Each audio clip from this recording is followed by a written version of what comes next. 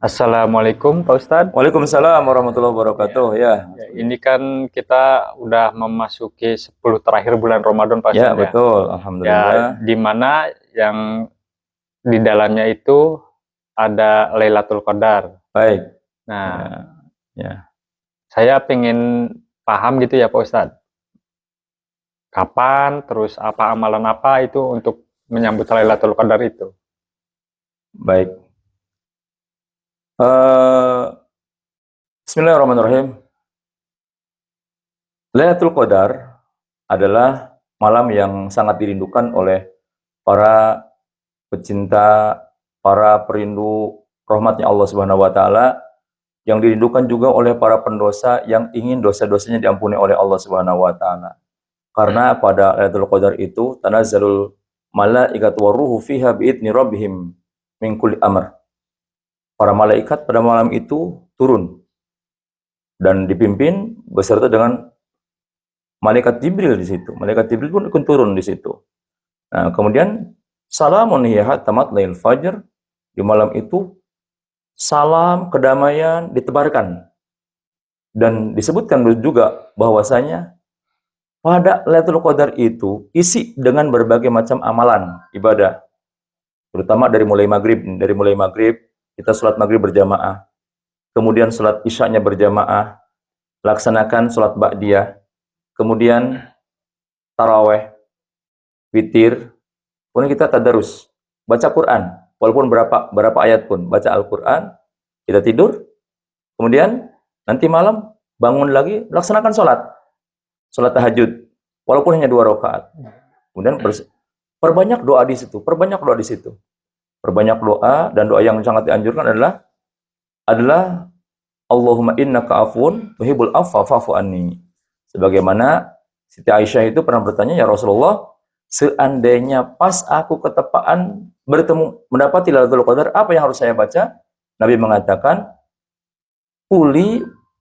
takulina atau kama qala Rasulullah, ucapkanlah Allahumma innaka afun tuhibbul afwa fa'fu anni. Ya Allah, sesungguhnya Engkau Zat yang Maha Pengampun, Engkau menyukai ampunan, maka ampunlah dosa-dosaku ya Allah. Itu perbanyak. Dan yang paling penting itu jangan maksiat. Yang paling penting itu jangan maksiat. Terutama ada 4 dosa ya, ada 4 dosa yang akan menghalangi ampunan dari Allah Subhanahu wa taala bagi orang-orang yang pelaku 4 dosa ini. Sebagaimana dalam kitab Targhib wa Tarhib itu disebutkan bahwasanya Nabi pernah cerita bahwasanya fa idza talal fajr yunadi Jibril alaihissalam. Ketika malamnya kan Lailatul Qadar tuh. Nah, kemudian kan malaikat penuh di situ. Malaikat penuh, dan malaikat bahkan memandang orang-orang yang sedang beribadah di situ, menebarkan kedamaian.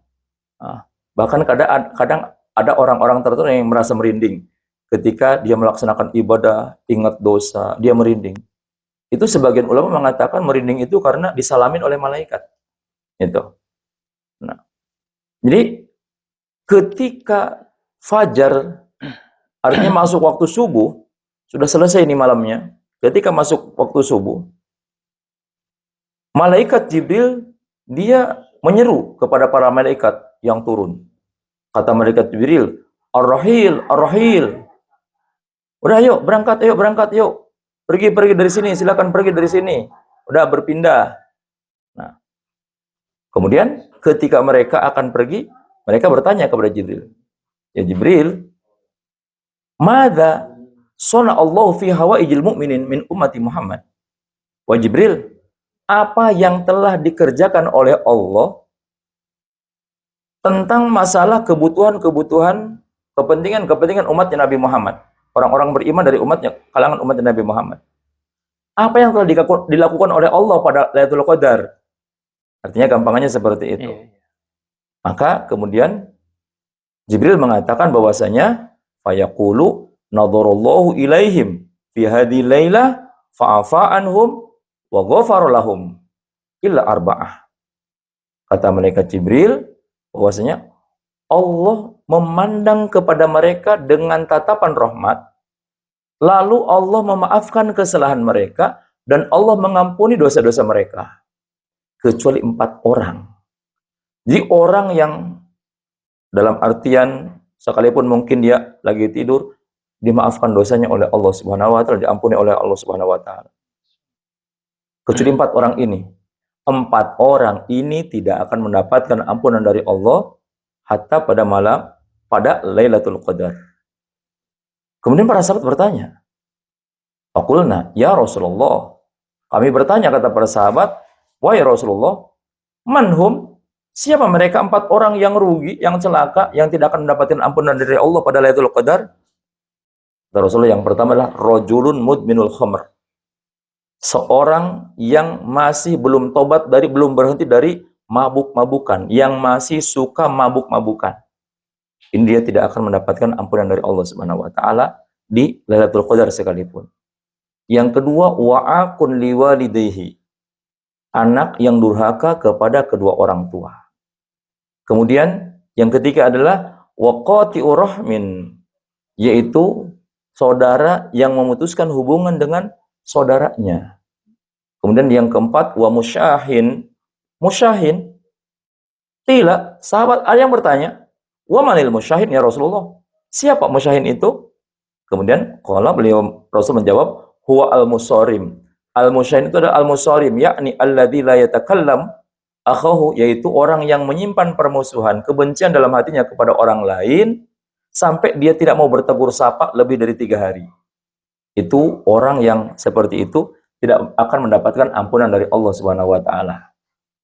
Jadi 4 orang yang tidak akan mendapatkan ampunan dari Allah Subhanahu wa taala pada Lailatul Qadar. Yang pertama siapa tadi? Yang pertama kan orang yang masih suka mabuk-mabukannya Pak Ustadz. Yang kedua, orang yang durhaka kepada kedua orang tua. Ya, betul. Yang ketiga, orang yang memutus tali silaturahmi. Dan yang keempat itu yang menyimpan kebencian dan bermusuhan lebih dari 3 hari. Nah, sekarang gini Pak Ustadz. Yang kedua itu kita durhaka kepada orang tua, sedangkan kan kita itu jaraknya itu jauh. Kalau mabuk-mabukan udah paham ya? Udah paham itu, udah pastilah istilahnya. Alhamdulillah. Istilahnya kebetulan juga saya nggak suka. Nah, yang kedua itu yang durhaka kepada orang tua. Sedangkan di sini itu kan saya merantau gitu Pak ya, jadi jauh. Jadi istilahnya kurang silaturahmi atau mau silaturahmi bolak-balik kan kayak nggak mungkin gitu ya. Nah, itu sebatas mana itu durhaka kepada orang tua itu ininya Pak Ustadz? Baik, durhaka kepada orang tua itu secara umum kita ada beberapa hal-hal. Durhaka kepada orang tua itu sesuatu yang bisa menyakiti hati orang tua, menyakiti perasaan orang tua adam dohiron, dengan menyakiti yang nyata gitu. Dengan menyakiti yang nyata. Ya, contoh-contoh durhaka kepada orang tua atau uququl walidain di antaranya seperti diterangkan, contohnya seperti raf'us shaut alaihima awi tahadduts ilaihim bi uslubin jafin ghairi laik.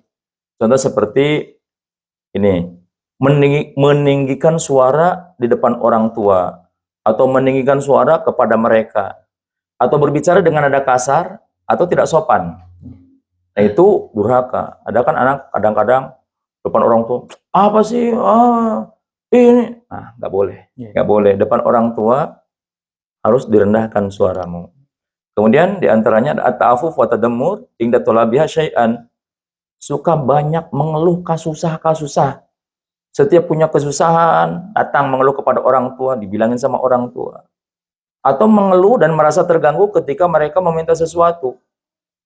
Bahkan umpamanya hal-hal yang sederhana, umpamanya mengeluh. Gitu. Ada orang tua, saya teh, gini lagi, gitu lagi, nggak boleh. Ausabahuma, ausyatamahuma, atau engkau mencaci maki atau memaki mereka meskipun dalam candaan atau dengan kata-kata yang tidak langsung, yang sekiranya bisa menyakiti kepada mereka. Atau almanu alaihima, atau engkau mengungkit-ungkit pemberianmu kepada orang tua. Taqdimul musa'adah, mengingat bantuan yang telah diberikan kepada orang tua, atau mengingatkan dengan cara yang menyakitkan. Wah, kan mama udah dikasih ini, bapak kan apa sih kebutuhan bapak kan udah dicukupi ini, udah tinggal nurut aja sama anak, dan lagi diurut sama anak juga. Itu nggak boleh katakan seperti itu kepada orang tua. Atau at-taqlil min sya'nihima, atau merendahkan mereka atau memperlakukan mereka dengan hina di depan orang lain. Itu juga nggak boleh. Ada mutalbiyati tolabatihima, kemudian juga tidak memenuhi permintaan mereka dan malas membantu mereka ketika mereka membutuhkan. Kadang kalau dipanggil sama orang lain, diundang sama orang lain, semangat. Tapi kalau sudah orang tua, ini minta apa lagi nih? Nah, nggak boleh. Autarkuhma fi kibarihima o ihmalihima, atau meninggalkan orang tua di usia tuanya, di usia senjanya, mengabaikan mereka tanpa memberikan perhatian saat sakit atau membutuhkan bantuan. Masya Allah, ternyata banyak ya Pak Ustadz bentuk-bentuk durhaka kita sebagai seorang anak terhadap orang tua itu. Nah, yang ketiga ini yang memutus tali silaturahmi itu ya Pak Ustadz. Nah, terkadang kita itu gini Pak Ustadz, kita juga istilahnya butuh ketenangan hati, terus pikiran. Nah, kadang kita sering silaturahmi terus, atau kadang saudara atau teman itu suka bikin sakit hati atau gimana aja. Jadi kita itu agak gimana gitu Pak Ustadz, mau berkunjung takut merasa tersakiti, atau ya mungkin itu mah perasaan kita aja ya Pak Ustadz. Cuma kadang kita mikirnya kayak gini, nah masih mending kita istilahnya menghindar lah, kita diam di rumah, ya silaturahmi mah silaturahmi, cuma mungkin kalau ada momen-momen tertentu. Itu gimana itu Pak Ustadz penjelasannya? Silaturahmi, memutuskan silaturahmi yang dilarang yaitu tarkus sillatil aqarib wa qad tawasul ma'hum biduni sababin syar'iyyin. Jadi engkau memutuskan hubungan dengan kerabat, memutuskan hubungan bersama dengan mereka tanpa sebab yang dibenarkan oleh syara. Sawaun bil qaul, baik dengan ucapan, awil fi'li awil ihmal. Baik dengan ucapan, perbuatan, atau membiarkan dengan pembiaran.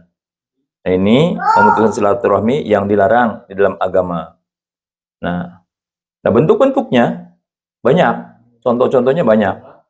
Contoh seperti al-hajr wal qati'ah at-tammah, menghindari dan memutuskan hubungan secara total, seperti tidak mau berkomunikasi sama sekali atau menolak berbicara dengan kerabat tanpa sebab yang dibenarkan oleh syariat. Nah, itu hukumnya haram, itu nggak boleh.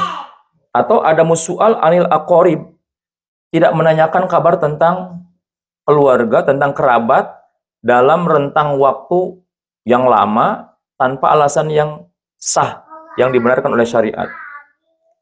Atau ada muziyaratil arham, atau tidak mengunjungi keluarga dalam acara-acara penting seperti pernikahan, saat mereka sakit dan membutuhkan dukungan tanpa ada udzur syar'i, alasan yang dibenarkan oleh syara.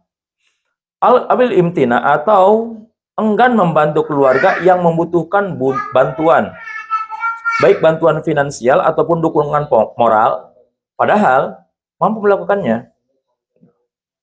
Atau menyakiti keluarga dengan ucapan kasar, hinaan, tindakan yang merugikan kepada mereka. Atau menyebarkan fitnah atau menghasut permusuhan di antara anggota keluarga. Makanya, nih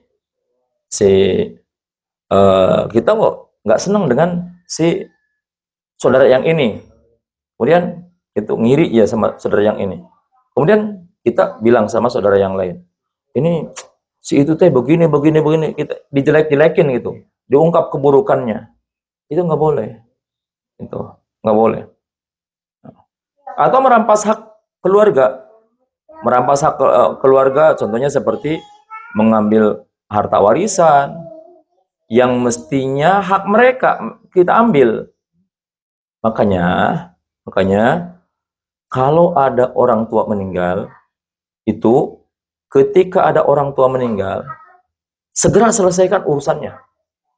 Yaitu ketika ada seseorang orang tua meninggal, maka kan ada peninggalannya tuh.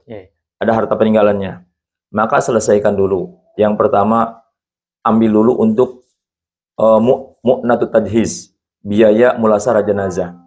Kemudian yang kedua, ambilkan dulu untuk barangkali punya utang untuk bayar utang, melunasi utang jenazah. Kemudian barangkali dia wasiat, maka ambil untuk wasiat.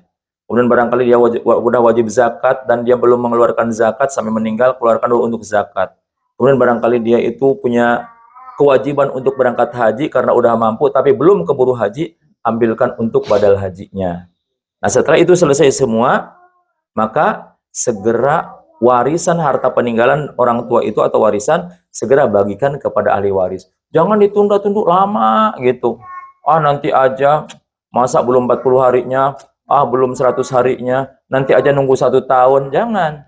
Sesegera mungkin, karena kalau nggak segera dikeluarkan, nggak segera diselesaikan, itu nanti akan ada terjadi aklu amwalinas bil batil. Artinya memakan harta orang lain dengan cara batal. Artinya gini, harta peninggalan orang tua itu kan milik bersama tuh. Cuman belum jelas ini. Ini kepemilikan siapa? Prosentasenya belum jelas. Ini milik siapa? Rumah milik siapa? Kendaraan milik siapa? Ini milik siapa? Dipakai oleh salah seorang daripada ahli waris.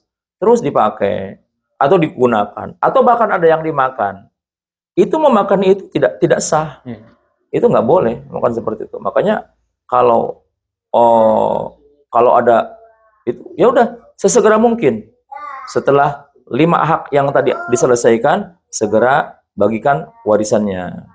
Atau minimal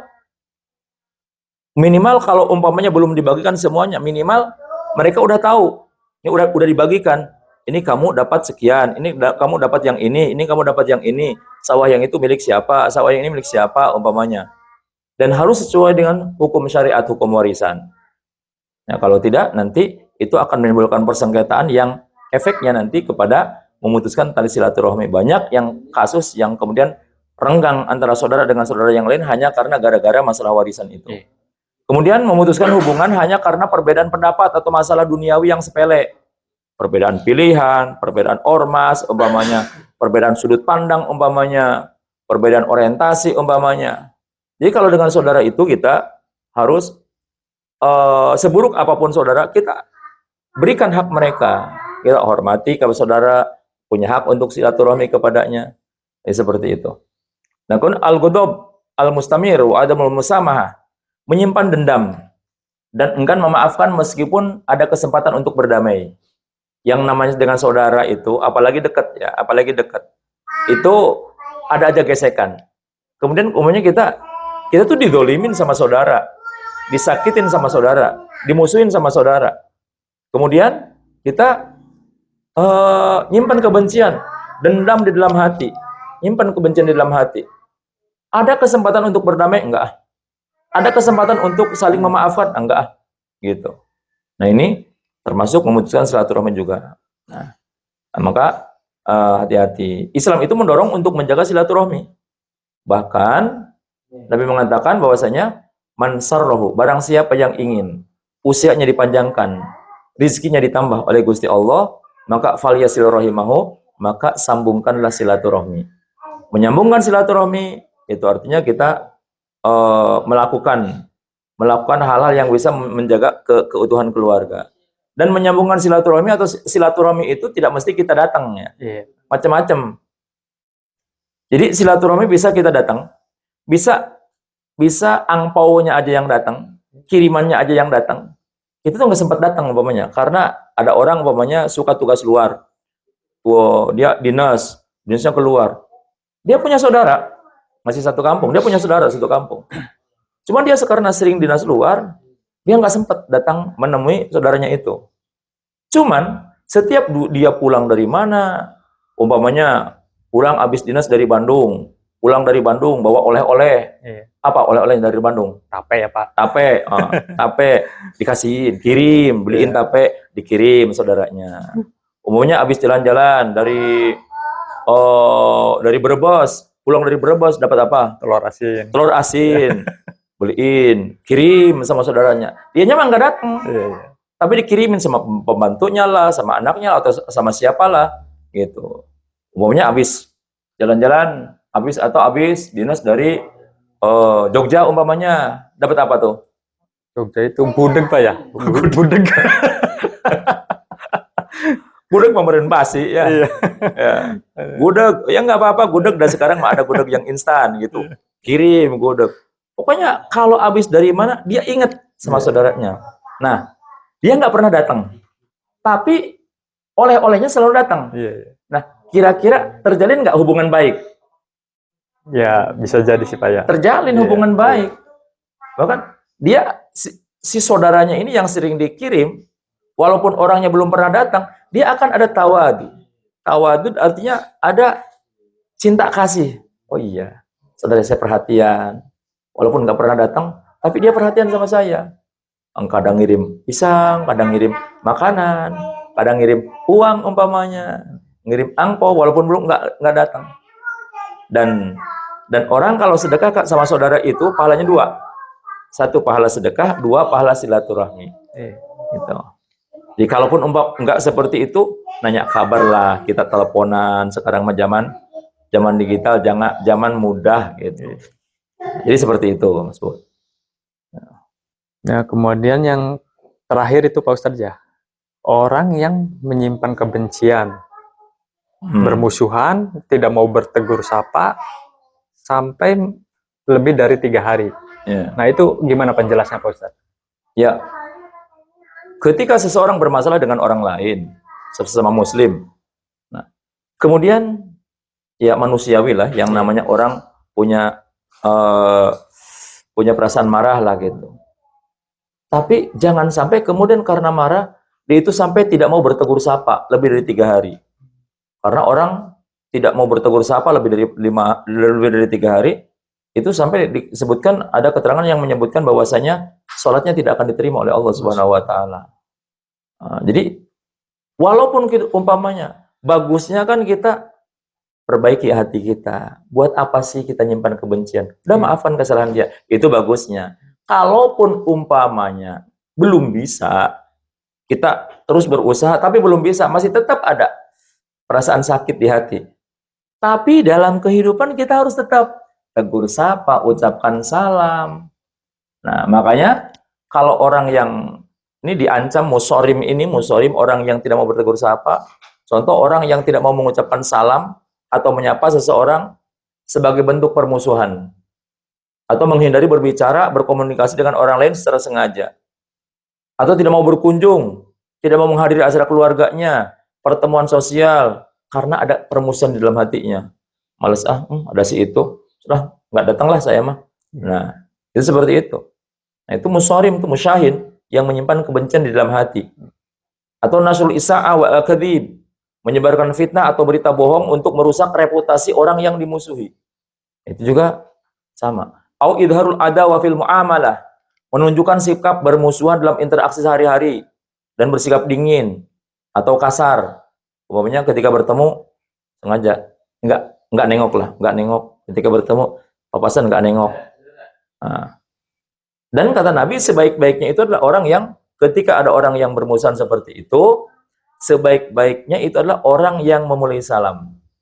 Jadi walaupun umpamanya ketika kita masih ada, kita belum bisa memperbaiki hati, ya masih ada perasaan sakit, maka kalau ketemu salam, ucapan salam, salaman, nanya kabar, walaupun dipaksakan umpamanya, maka itu tidak mengapa. Nah, itulah musyahin ataupun musorim. Itulah 4 orang yang tidak akan mendapatkan nadroh atau pandangan sayang dari Allah pada Lailatul Qadar, tidak akan mendapatkan maafnya dan juga ampunan dari Allah Subhanahu wa taala. Ulangi lagi, yang pertama adalah orang yang suka minuman mabuk-mabukan. Yang kedua orang yang durhaka kepada orang tua. Yang ketiga orang yang memutus tali silaturahmi. 4. Yang keempat orang yang tidak mau bertegur sapa sampai melebihi 3 hari. Melebihi 3 hari. Apa ya sekarang Maya? Alhamdulillah. Ulangi lagi, Cing. 1. Yang pertama orang yang masih meminum minuman keras atau khamar. Yang kedua orang yang durhaka kepada orang tua. Yang ketiga orang yang bermusuhan, memutus tali silaturahmi. 4. Dan yang keempat, orang yang tidak mau bertegur sapa melebihi sampai 3 hari. Apa ya? Insya Allah, Pak Ustadz. Apa ya? Cing, saya tes lagi. Coba 4 orang yang tidak akan mendapatkan ampunan pada Lailatul Qadar. Yang ketiga? Yang ketiga, orang yang memutus tali silaturahmi ya. Yang ke-1? Yang pertama, orang yang durhaka kepada orang tua. Yang keempat? Yang keempat, orang yang tidak mau bertegur sapa melebihi 3 hari. Yang kedua? Yang kedua, orang yang durhaka kepada orang tua ya Pak Ustadz. Saya itu sering lupa Pak Ustadz. Gak apa-apa. Nah, sekarang gini Pak Ustadz. Nah, itu kan tadi Lailatul Qadar Pak ya Pak Ustadz. Yeah. Lailatul Qadar. Nah, di antara Lailatul Qadar itu kan kita mesti perbanyak ibadah, termasuk di antaranya tadarus, sholat malam, sholat tahajud atau ibadah-ibadah yang lainnya. Baik. Nah, kalau Lailatul Qadar ini istilahnya kita itu malam itu sholat taraweh, habis sholat taraweh terus kita sholat witir. Nah, di mana sholat witir itu penutup ya Pak Ustadz ya, penutup sholat malam. Nah, sedangkan kita malamnya itu mau sholat tahajud atau sholat taubat atau gimana, itu gimana itu Pak Ustadz? Baik. Gimana? Baik. Sholat witir penutup sholat malam, iya betul, penutup sholat malam. Tapi bukan berarti setelah sholat witir itu nggak boleh sholat lagi. Jadi penutup sholat malam, umpamanya kita habis taraweh nih kita witir. Nah, itu sebagai penutup sholat sebelum tidur berarti malam. Nanti kalau semuanya nanti udah tidur, bangun lagi, mau sholat silakan sholat, cuman nggak usah witir lagi. Jangan witir lagi. Jadi witir itu 3 hal yang diwasiatkan oleh Rasulullah kepada sebagian sahabat, diantaranya kepada Abu Hurairah, agar tidak meninggalkan 3 hal. 1, tidak meninggalkan sholat duha. Yang kedua, tidak meninggalkan sholat witir sebelum tidur. Yang ketiga, untuk tidak meninggalkan puasa 3 hari setiap bulannya. Nah ini tidak meninggalkan sholat witir sebelum tidur artinya bagi orang yang dia tidak yakin malamnya akan tahajud, dia sebaiknya sholat witirnya sebelum tidur. Tapi bagi orang yang yakin malamnya akan tahajud, maka sebaiknya nanti aja setelah sholat malam sebagai penutup sholat malam. Itu. Tapi keumpamanya ada orang yang saya mah sholat witirnya sebelum tidur aja, umumnya habis sholat isya, ba'diyah, umumnya bukan Ramadan ya, terus witir, malam bangun, kemudian dia tahajud, sholat hajat, istikharah, tasbih dan yang lain sebagainya, silakan lakukan, falyaf'al.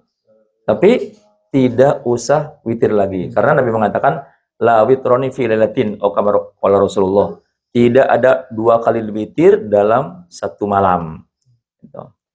Begitu. Mudah-mudahan kita termasuk orang-orang yang bisa mengisi Lailatul Qadar, bisa mengisi hari-hari ini, terutama di bulan Ramadan ini kita isi dengan berbagai macam amal ibadah, baik puasanya, tarawehnya, witirnya, tadarusnya, tilawah Al-Qur'annya, tolabul ilminya, jangan lupa tolabul ilmi. Kalaupun umumnya Mas Budi kerja, dagangnya diniatan ibadah untuk mencukupi kebutuhan anak, istri, untuk mencukupi diri sendiri, untuk bisa berbagi dengan orang tua, dengan saudara.